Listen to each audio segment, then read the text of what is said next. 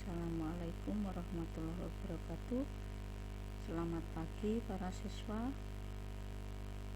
kelas 11. Kita ketemu lagi dengan mata pelajaran kimia. Kita akan belajar hari ini secara online.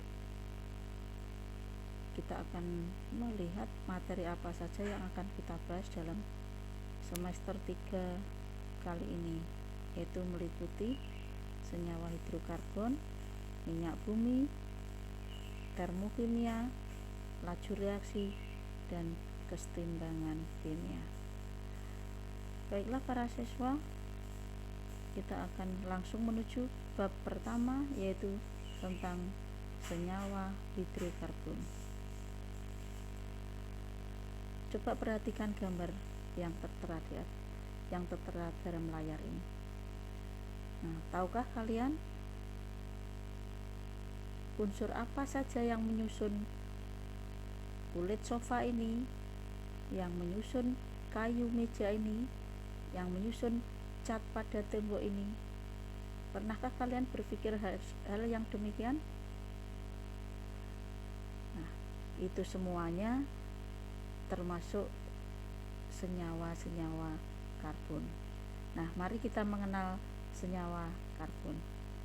Apakah itu senyawa karbon?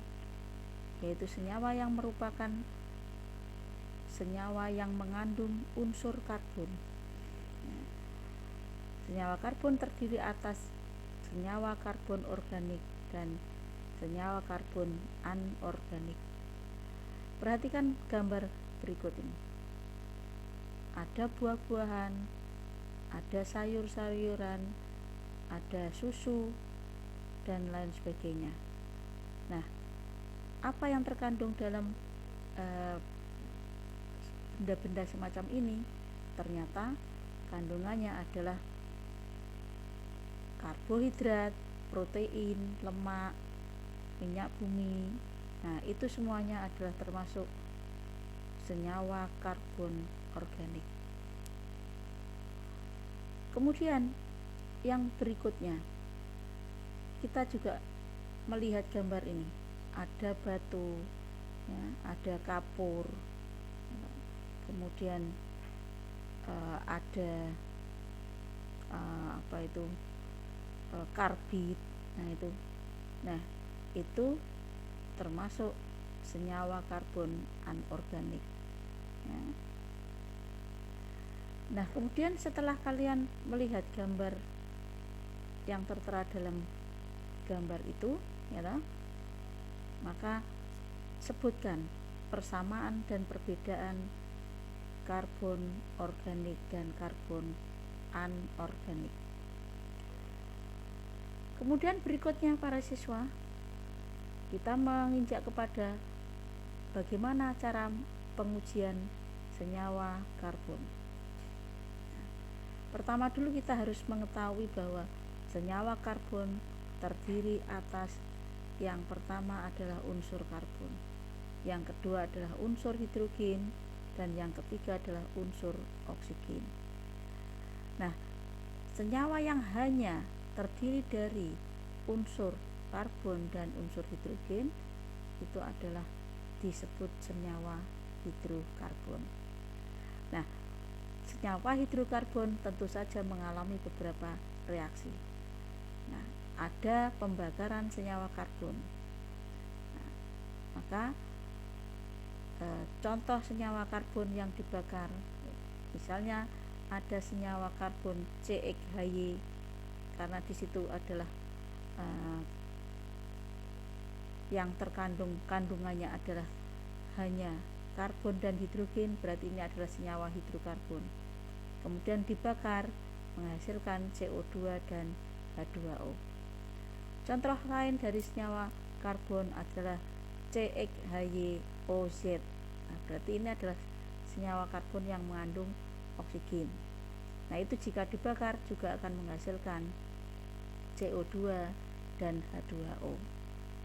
Nah, tentu saja nanti dalam pengujiannya itu kita akan menguji senyawa karbon tentu saja yang ada CO2-nya atau H2O-nya. Mari kita lihat gambar yang tertera di atas. Ini adalah salah satu percobaan senyawa hidrokarbon atau pengujian hidrokarbon yang akan menggali apa yang dinamakan senyawa karbon. Nah, di dalam tabung ini ya, ini kita adalah membakar senyawa karbon ya, senyawa karbon, kemudian hasilnya kita tampung di tabung yang sebelah ini. Nah, maka kita perhatikan tabung ini adalah keruh. Nah, itu air yang keruh itu menunjukkan adanya gas CO2. Kemudian pengujian senyawa karbon berikutnya bisa dilakukan dengan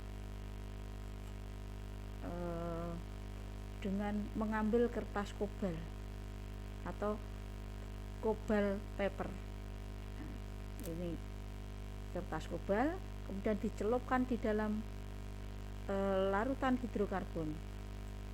Nah, kemudian apa yang terjadi jika kertas kobal itu akan berubah, maka tandanya berubahnya warna kertas kobal itu menunjukkan adanya uap air.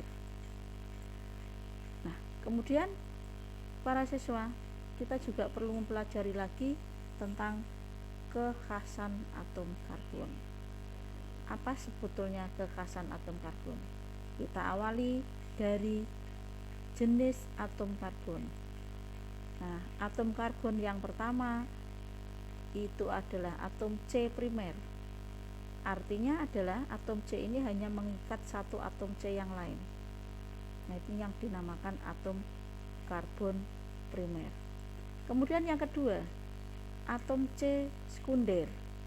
Atom C sekunder itu adalah atom C yang mengikat dua atom C yang lainnya. Nah, berarti atom C yang saya tunjukkan ini itu mengikat atom C di sebelah kiri dan di sebelah bawah. Kemudian berikutnya adalah atom C tersier.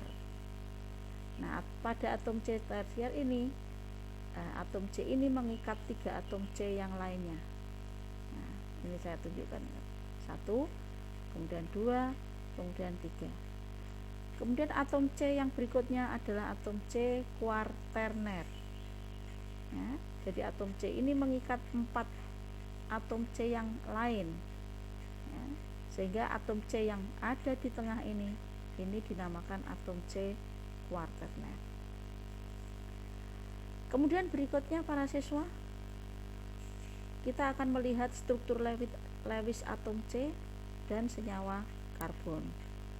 Nah, kita awali dengan melihat konfigurasi elektron atom C. Nah, kita tahu semua bahwa atom C mempunyai jumlah elektron 6, sehingga konfigurasi elektronnya adalah 2 dan 4. Nah, sehingga mempunyai 4 elektron valensi atau 4 elektron yang berada pada kulit paling luarnya. Nah, sehingga dia mempunyai struktur Lewis. Nah, seperti ini. Ya, jadi elektronnya itu mengelilingi atom C di sini. Jadi struktur Lewis atom C itu akan seperti ini.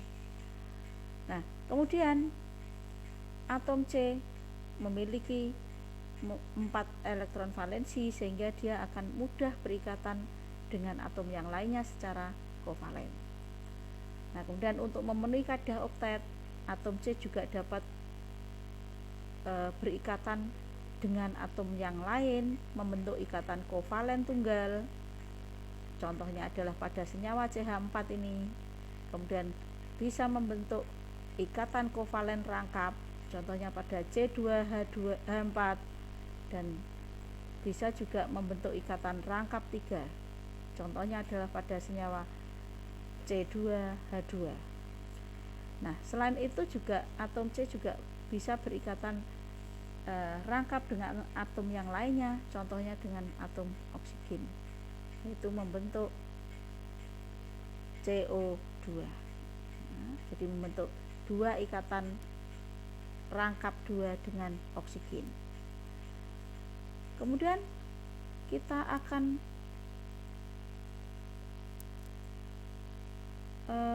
belajar kembali juga bagaimana pembentukan ikatan karbon. Nah, yang pertama ikatan antar atom karbon dalam kristal. Jadi atom karbon itu bisa berikatan dengan karbon sendiri membentuk kristal. Yang pertama adalah dalam bentuk grafit.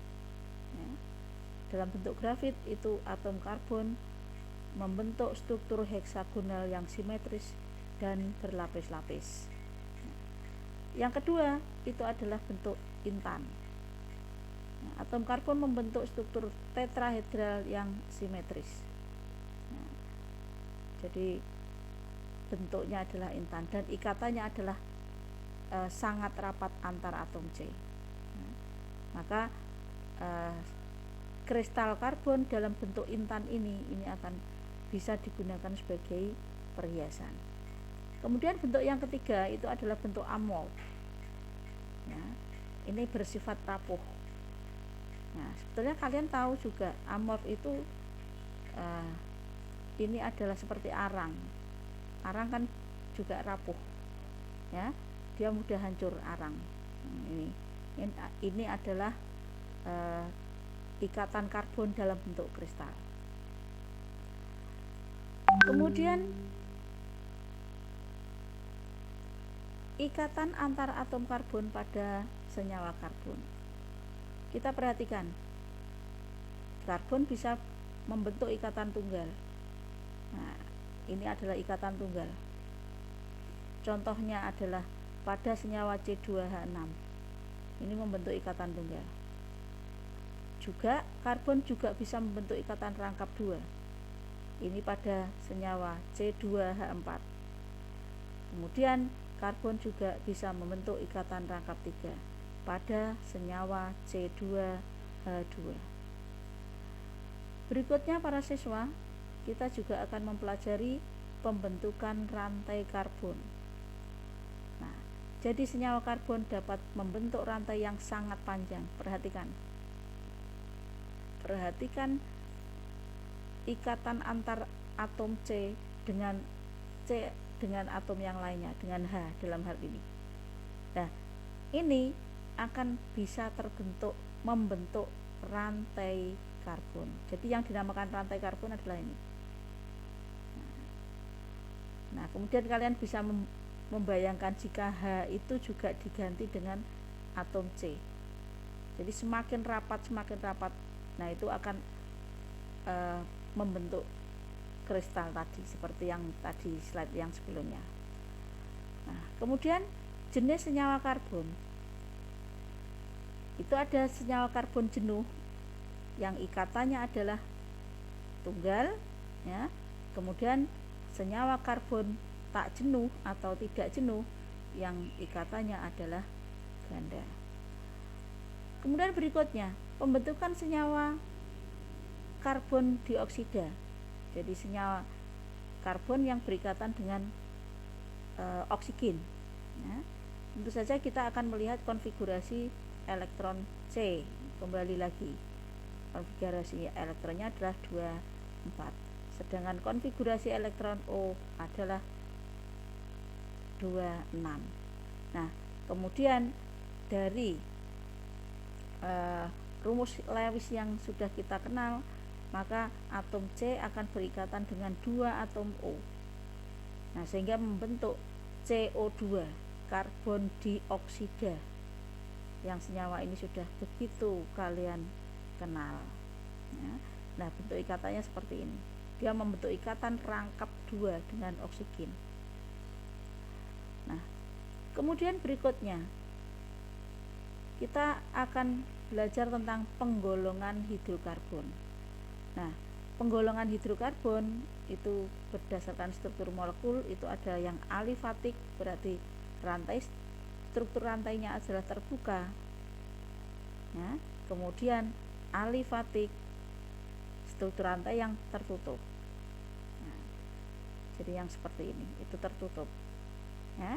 Kemudian berikutnya lagi ada struktur molekul yang aromatik. Aromatik itu struktur rantainya tertutup, mengandung ikatan rangkap yang letaknya berselang-seling. Jadi seperti ini. Ini adalah bentuk aromatik atau aromatis. Nah, kemudian kita juga melihat penggolongan berdasarkan kejenuhan ikatan. Jadi ikatan karbon berdasarkan kejenuhan ikatannya juga dibagi menjadi ikatan yang jenuh, yaitu ikatan jenuh artinya berarti antar atom C berikatan secara tunggal. Dan nanti dalam senyawa karbon atau dalam hidrokarbon kali ini akan kita kenal dengan senyawa alkana. Nah, contohnya sebagai ini. Nah, ini adalah senyawa karbon jenuh. Ya, ikatannya adalah tunggal semuanya. Nah, kemudian yang kedua adalah ikatan karbon tak jenuh. Ya, maka ikatannya adalah rangkap 2 itu nanti untuk alkena, sedangkan rangkap 3 untuk alkuna. Nah, demikian para siswa, setelah kalian mempelajari pengantar hidrokarbon, maka kerjakanlah soal halaman 9 pada buku LKS kalian. Jadi apa kesimpulan dari pembahasan ini tadi? Kesimpulannya adalah hidrokarbon itu terbagi menjadi 2, yaitu yang memiliki rantai terbuka dan rantai yang tertutup. Rantai yang terbuka terbagi menjadi 2, yaitu hidrokarbon tak jenuh dan hidrokarbon jenuh. Hidrokarbon jenuh itu adalah berikatan tunggal yang nanti akan disebut dengan senyawa-senyawa alkana, sedangkan hidrokarbon tak jenuh itu nanti akan membentuk ikatan rangkap, baik rangkap 2 maupun rangkap 3. Rangkap 2 akan dinamakan alkena, sedangkan rangkap 3 akan dinamakan alkuna. Nah, demikian para siswa. Terima kasih kalian sudah belajar pada kesempatan hari ini. Mudah-mudahan materi yang singkat ini kalian bisa mengambil manfaatnya. Terima kasih. Assalamualaikum warahmatullahi wabarakatuh.